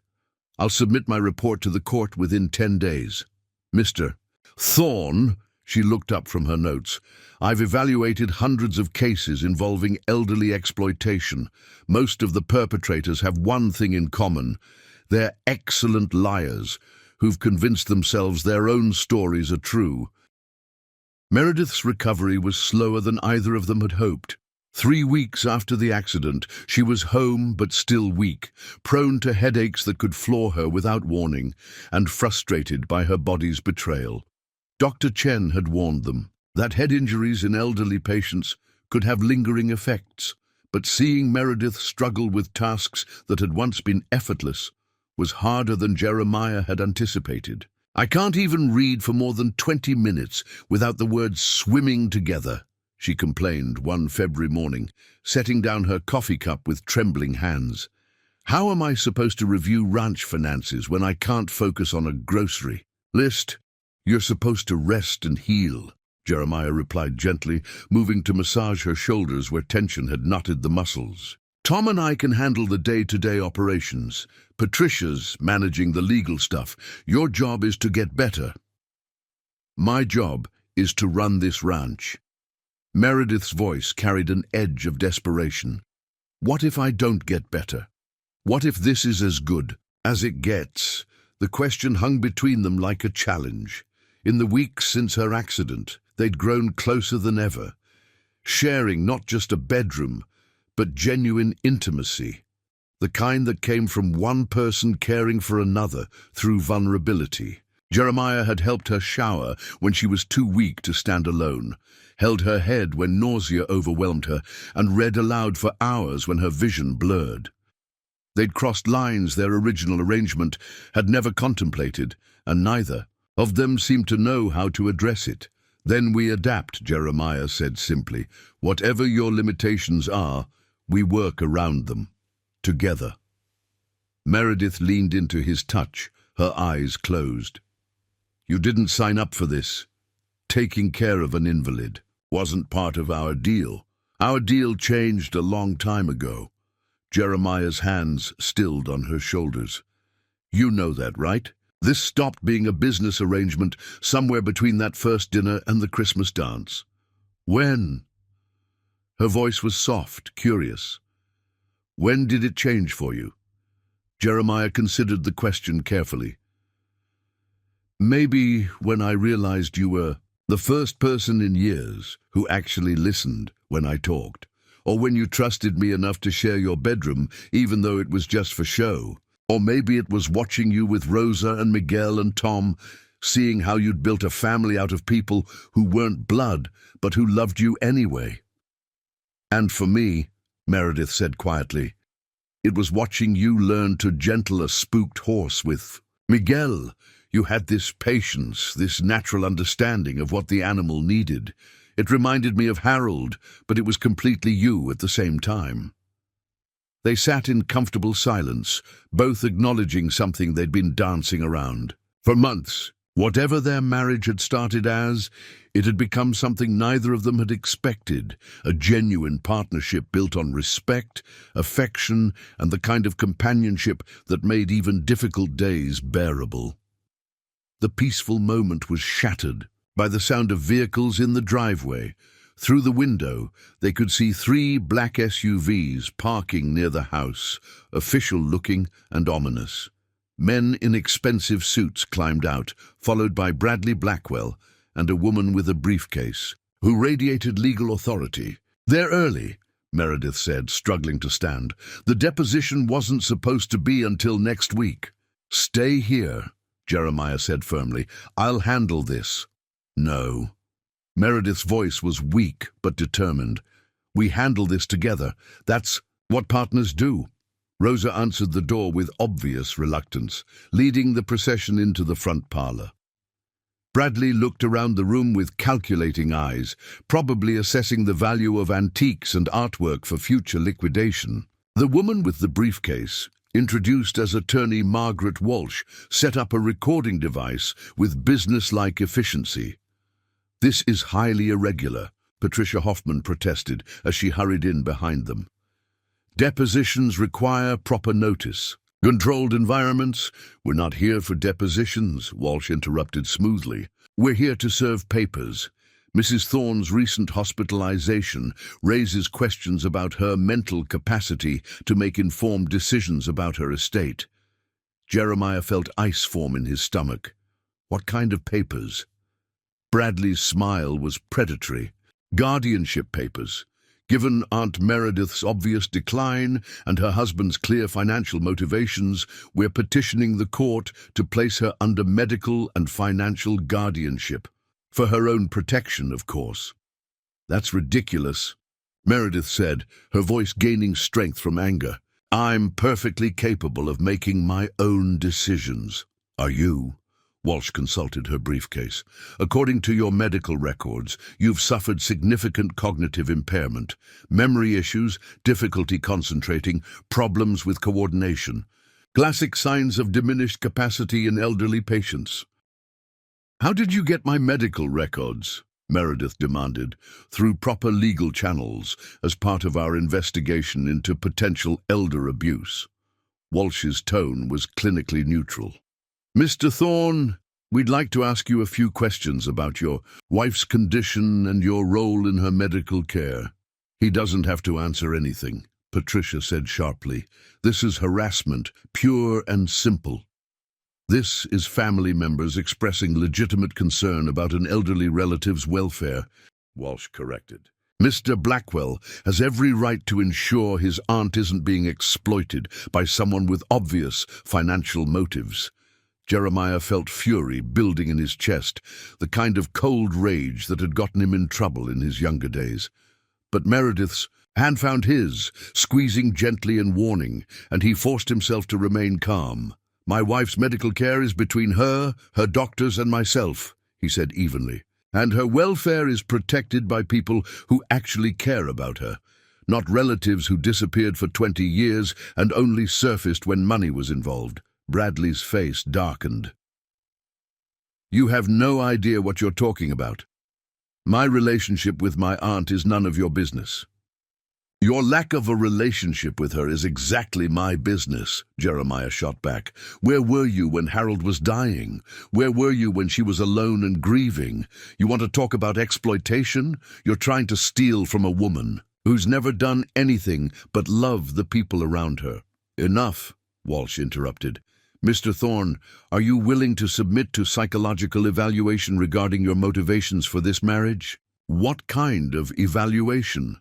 Standard psychological testing to determine whether you suffer from antisocial personality disorders, narcissistic tendencies, or other conditions that might indicate predatory behavior toward vulnerable elderly individuals. The room fell silent except for the ticking of the grandfather clock in the corner. Jeremiah felt every eye on him, waiting for his response. The smart thing would be to refuse, to let Patricia handle everything through proper legal channels. But something in Meredith's expression, pride mixed with hope, made him realize this was about more than legal strategy. I'll take any evaluation you want, he said clearly. Psychological, financial, whatever you think is necessary. I have nothing to hide. Walsh looked surprised. You're agreeing to voluntary psychological evaluation. I'm agreeing to prove that my marriage to Meredith is based on genuine affection and mutual respect, not financial exploitation. Jeremiah stood, helping Meredith to her feet beside him. Because unlike some people in this room, I'm not afraid of the truth. Bradley's face had gone pale. You're bluffing. No one voluntarily submits to that kind of scrutiny unless they're hiding something. Or unless they have nothing to hide, Meredith said, her voice stronger than it had been all morning. Jeremiah, you don't have to do this. Yes, I do. He met her eyes directly. Because our marriage deserves to be defended by someone willing to fight for it. And because some things are worth proving, even to people who'll never believe the truth. Anyway, Walsh consulted her briefcase again, clearly thrown off script. Very well. We'll arrange for independent psychological evaluation through the court system. Dr. Elizabeth Morrison is the court-appointed evaluator for these cases. Fine, Jeremiah agreed. When? Next week. And Mr. Thorne? Walsh's smile was cold. Dr. Morrison has 20 years of experience identifying financial predators who target elderly victims. She's very good at her job. After they left, the house felt contaminated by their presence. Rosa began immediately opening windows and burning sage, muttering in Spanish about evil spirits and bad intentions. Tom had appeared during the confrontation, standing quietly in the doorway with his hat in his hands and murder in his eyes. "You didn't have to do that," Meredith said, as they sat in the library that evening, both emotionally drained by the day's events. "Yes, I did." Jeremiah poured brandy for both of them, noting how his hands shook slightly. "They want to paint me as a predator and you as a victim. The only way to fight that is to prove what we really are." "And what are we, exactly?" Jeremiah considered the question, staring into the fire crackling in the fireplace. 6 months ago, he would have said they were two people with a mutually beneficial arrangement.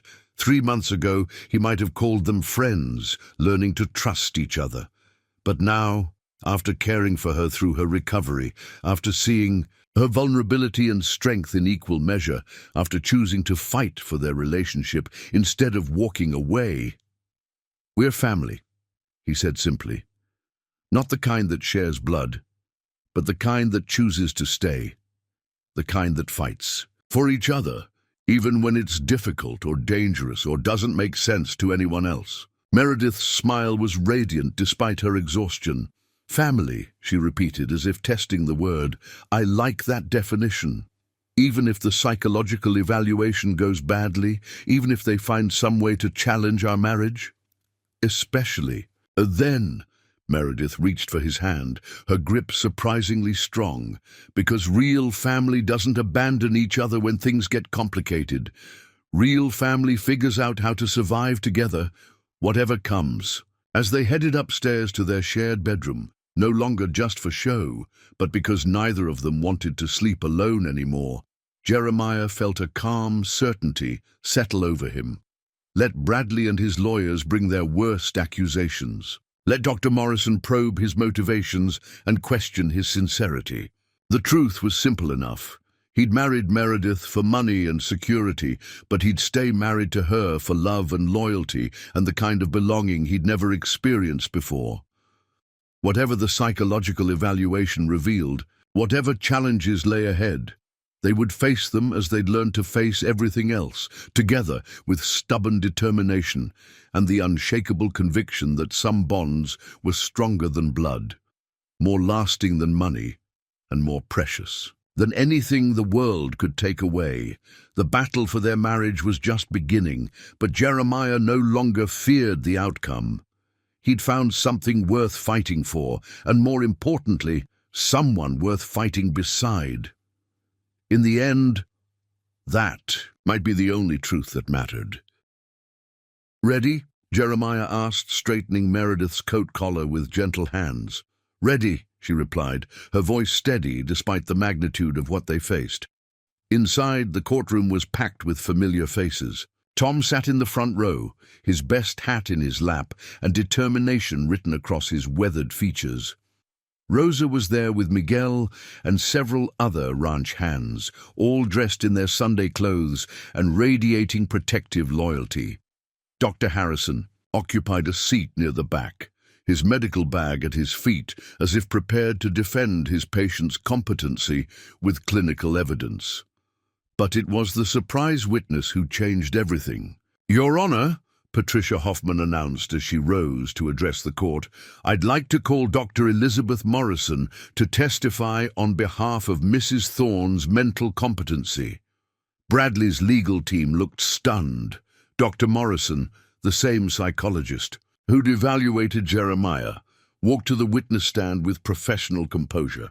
"Dr. Morrison," Patricia began, "you recently conducted a comprehensive psychological evaluation of Mr. Jeremiah Thorne. During that evaluation, did you have occasion to observe his interactions with his wife?" "Yes, I did. Mr. Thorne brought Mrs. Thorne with him to our final session, and I observed their interactions for approximately 30 minutes. What did you observe?" Dr. Morrison consulted her notes. "I observed a couple who communicated with ease and mutual respect. Mrs. Thorne demonstrated clear understanding of complex financial and legal matters.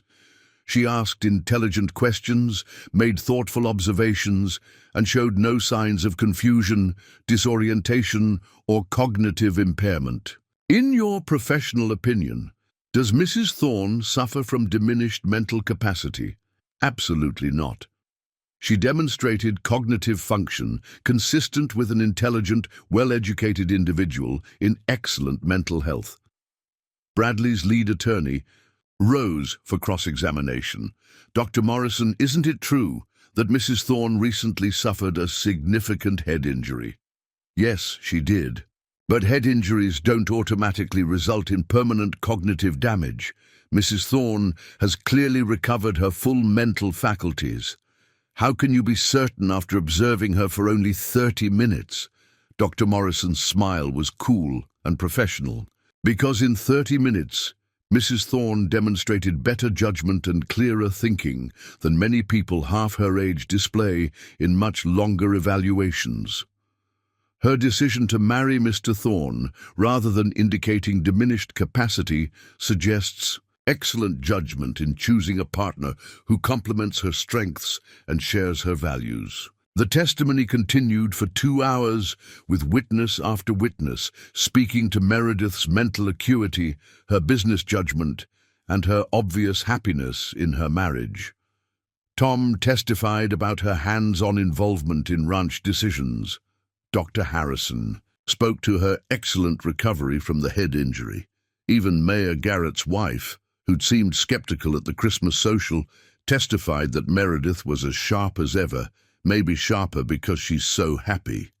When Judge Patricia Williams finally called for closing arguments, Jeremiah felt cautiously optimistic, but it was Meredith herself who delivered the final blow to Bradley's case. "Your Honor," she said, rising from her seat with quiet dignity, "I'd like to address the court directly." "Mrs. Thorne, you don't have to," Patricia began, but Meredith waved her off. "Your Honor, my nephew believes I'm incompetent because I married a younger man. He thinks my age makes me vulnerable to manipulation. But I'd like the court to consider this. I've successfully managed a multi-million-dollar ranch for 47 years. I've made countless business decisions that have sustained dozens of families and contributed to this community's economic health. I've overcome personal tragedies, market downturns, and natural disasters while maintaining my independence and dignity." She paused, her eyes finding Jeremiah's across the courtroom. "My decision to marry Jeremiah Thorne wasn't made from diminished capacity. It was made from expanded understanding.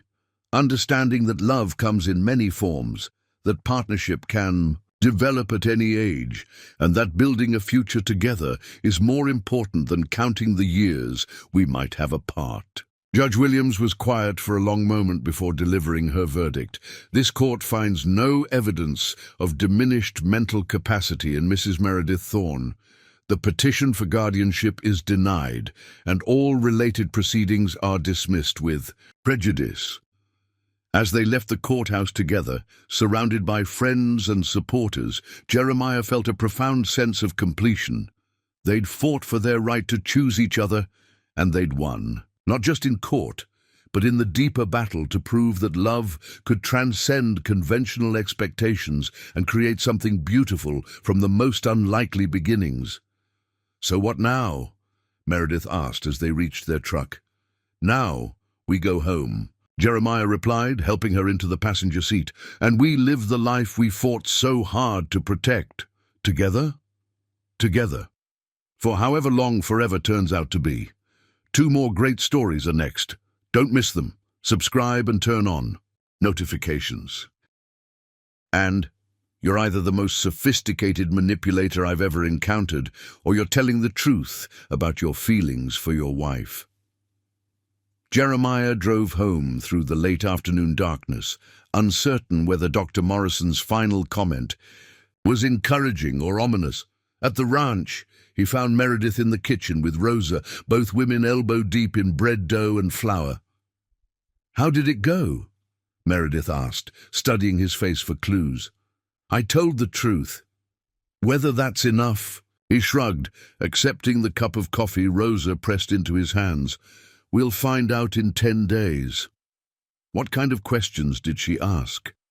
Jeremiah described the evaluation while helping with dinner preparations, noting how Meredith's hands had regained most of their strength and her movements had lost the careful hesitation that had marked her early recovery.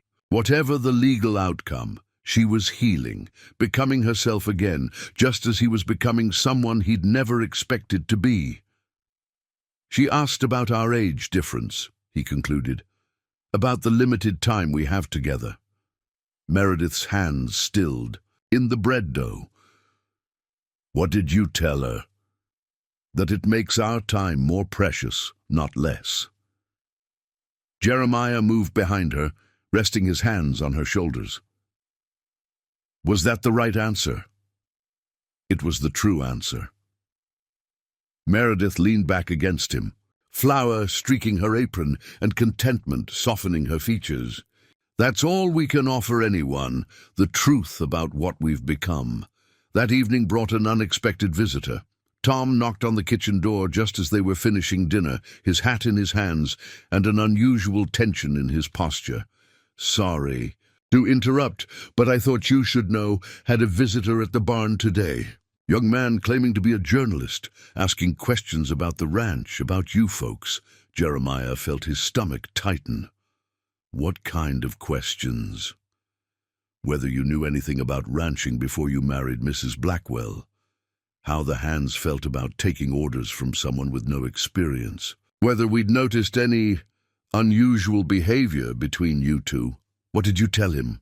Tom's smile was grim. Told him if he wanted to know about your character, he could ask the bull you helped deliver last month, when Doc Hendricks was stuck in a snowstorm.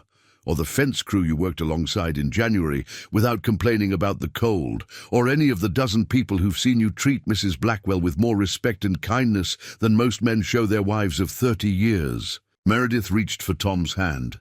Thank you for everything you've done to support us. Mrs. Blackwell, I've worked for your family for 15 years. I know the difference between someone who cares about this place and someone who's just passing through. Tom's weathered features were serious. This young man's no passing-through kind of husband. He's the settling down kind, the building something lasting kind. After Tom left, Jeremiah and Meredith sat in their customary spots in the library, but the comfortable routine felt disrupted by the day's events. They're really going to try everything, aren't they? Meredith said, staring into the fire. The psychological evaluation, the journalist, probably private investigators next. Let them try. Jeremiah's voice was steady. We have something they can't understand or discredit, the truth, and people who know us who can testify to what they've seen. What if it's not enough? What if the court decides I'm incompetent and awards guardianship to Bradley? The question hung between them like a challenge. Jeremiah had been wondering the same thing, but hearing it spoken aloud made it more real, more frightening. Then we'll appeal, fight it in higher courts, find new lawyers, new strategies. He moved to kneel beside her chair, taking her hands in his. Meredith, I won't let them take you away from the life you've built. I won't let them steal your dignity or your choices. Even if it costs us everything. Even if we lose the ranch. Defending our right to stay together. Jeremiah thought about the question seriously. 6 months ago, losing the ranch would have seemed like the ultimate failure. Now looking into Meredith's eyes and seeing the trust and affection there, he realized his priorities had fundamentally shifted. The ranch is important because it matters to you, but if choosing between the land and choosing you, I choose you. Every time. Meredith's smile was radiant, despite the tears gathering in her eyes. That may be the most romantic thing anyone's ever said to me. Even more romantic than Harold's proposal? Harold proposed with a speech about building a future together on the foundation of shared values and mutual respect. Meredith's smile turned mischievous. Very practical, very sensible. You just offered to choose me over everything else in the world. That's not practical at all. No, Jeremiah agreed, bringing her hands to his lips. It's not practical, it's love. The word hung in the air between them, acknowledged finally after months of dancing around it. Love. Not the passionate romance of young couples, but something deeper and more enduring. The love of two people who'd chosen each other repeatedly, in small moments and large crises, building something sturdy enough to weather whatever storms might come. "I love you too," Meredith said softly. "Not the way I loved Harold. That was different, built over decades of shared youth and dreams, but completely, genuinely, with everything I have left to give." As they headed upstairs to their shared bedroom, Jeremiah felt a peace settle over him that had nothing to do with the legal battles ahead or the uncertain outcome of Dr. Morrison's evaluation. Whatever happened in court, whatever Bradley and his lawyers tried to prove, they had something real and lasting and worth defending. 10 days later, Dr. Morrison's report would arrive, and with it, the next phase of their fight. But tonight, they had each other, and the quiet certainty that some bonds were stronger than blood, more lasting than money, and more precious than anything the world could threaten to take away. The call came on a Tuesday morning in early March, just as the first green shoots were pushing through the last patches of snow. Patricia Hoffman's voice was carefully controlled, but Jeremiah caught the underlying tension as she delivered Dr. Morrison's verdict. "The psychological evaluation concludes that your marriage represents a genuine emotional bond," Patricia said without preamble. Dr. Morrison found no evidence of antisocial personality traits, narcissistic tendencies, or predatory behavior patterns. In fact, her report specifically notes your authentic emotional investment in your wife's welfare and the preservation of her legacy. Jeremiah sank into the kitchen chair beside Meredith, relief flooding through him like warm water. "What does that mean for the guardianship petition?" "It significantly weakens Bradley's case, but he's not giving up. His lawyers are requesting a second evaluation and threatening to subpoena financial records going back 5 years. They're also claiming that Meredith's head injury has affected her judgment, making her more susceptible to manipulation." Meredith's face had gone pale. "They want to use my accident against me." "I'm afraid so. They're arguing that your cognitive impairment combined with your husband's undue influence creates grounds for protective guardianship regardless of his psychological profile." After Patricia hung up, they sat in silence for several minutes, absorbing the implications. The psychological evaluation had been a victory, but Bradley was adapting his strategy, looking for new angles of attack. "We need to fight this differently," Meredith said finally, her voice gaining strength. "Defensively responding to his accusations isn't enough. We need to go on the offensive." "What do you mean?" "I mean we stop letting Bradley control the narrative. We show the court and the community what our marriage really looks like, what our life together has accomplished." That afternoon, they drove into Cedar Falls for what Meredith called a strategic offensive. Their first stop was the bank, where they met with President Samuel Crawford to discuss the ranch's financial health and future planning. "Your operation is one of our most stable accounts," Crawford assured them, spreading quarterly reports across his desk. "Profitability is up 12% since last year. Debt service is well within manageable limits, and your expansion plans are both conservative and promising." "How much of that improvement can be attributed to my husband's involvement?" Meredith asked pointedly. Crawford consulted his files. "Well, the new equipment financing was his idea, and it's already showing returns. The efficiency improvements in the carving operation saved you thousands in veterinary costs, and the marketing strategy for your beef sales, wasn't that his suggestion as well?" "Yes, it was." Meredith's smile was satisfied. "Would you be willing to testify to that in court if necessary?" "Absolutely. This ranch is more successful with both of you running it than it was with either of you alone. Their next stop was the community center, where Meredith had volunteered for 20 years and Jeremiah had recently joined the board.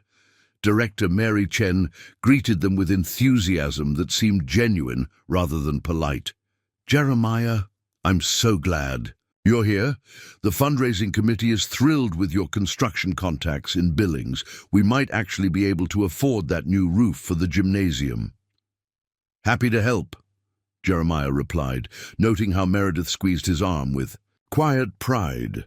"And Meredith, your idea for the scholarship fund is generating real interest. Several families have already committed to donations." Mary's expression grew more serious. "I heard about the legal troubles. I want you to know that everyone here supports you both. This community has watched your marriage, and it's clear to anyone with eyes that you're devoted to each other." They spent the afternoon making similar stops: the church where they attended services together, the feed store where Jeremiah had established credit for ranch supplies, the veterinary clinic where Dr. Hendricks praised their collaborative approach to herd management. By evening, they'd built a comprehensive picture of a partnership that strengthened both the ranch and the community. "Feeling better about our chances?" Meredith asked as they drove home through the gathering dusk. Getting there, Jeremiah reached across the truck's bench seat to take her hand. "Though I keep wondering what Bradley's planning next. He's not the type to give up just because one strategy failed. His instincts proved correct." The next morning brought a certified letter that made both their hearts sink. "Competency hearing," Meredith read aloud from the legal documents. "Bradley's petitioning the court to determine whether I'm mentally competent to make decisions about my own welfare and estate." The hearing was scheduled for the following week in the county courthouse in Billings. Unlike the guardianship petition, which had felt abstract and manageable, this was a direct assault on Meredith's fundamental dignity and autonomy. "They're going to put me on trial for being old," she said quietly, setting the papers aside with trembling hands. "No, they're going to put themselves on trial for being greedy," Jeremiah corrected, "because anyone who spends 5 minutes with you can see that you're sharper than most people half your age." But as the hearing approached, Jeremiah found himself struggling with doubts that had nothing to do with Meredith's mental acuity. What if the court decided that any 70-year-old woman who married a man 36 years younger was by definition incompetent? What if Bradley's lawyers painted their love story as evidence of diminished judgment rather than expanded heart? The night before the hearing, they lay in bed talking quietly about everything except the trial. Meredith described her plans for the spring planting, the new bulls she wanted to purchase, the improvements she envisioned for the ranch over the next decade. Jeremiah shared his ideas for diversifying their income streams, maybe developing hunting leases or agritourism opportunities. "We're planning like we have forever," Meredith observed with a small smile. "Maybe we do. Maybe forever doesn't have to mean the same thing for everyone. What does it mean for us?" Jeremiah considered the question seriously. "For us, forever means every day we choose each other. Every morning we wake up and decide to be partners. Every evening we sit in the library and share what happened in our separate worlds. That's a beautiful definition of forever. It's the only one that makes sense when you're 70 and 34 and married for all the wrong reasons that turned into all the right ones." The courthouse was a stern brick building that had witnessed decades of human drama played out in formal legal language. As they climbed the steps together, Jeremiah felt the weight of eyes upon them, reporters, curious locals, and Bradley himself, who stood near the entrance with his team of lawyers like a general surveying a battlefield.